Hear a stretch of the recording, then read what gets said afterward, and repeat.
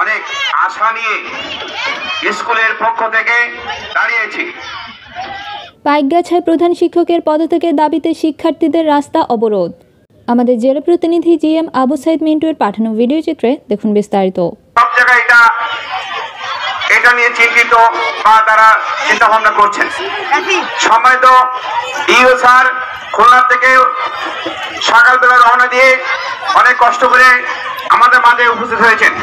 স্যারকে আমরা আজ 25 নভেম্বর সোমবার সকালে খুলনার পাইকগাছা উপজেলার সরকারি বালিকা উচ্চ বিদ্যালয়ের শিক্ষার্থীরা রাস্তা অবরোধ করে প্রধান শিক্ষক ভৈরবী রানী রায়ের পদত্যাগের দাবিতে আন্দোলন করছে।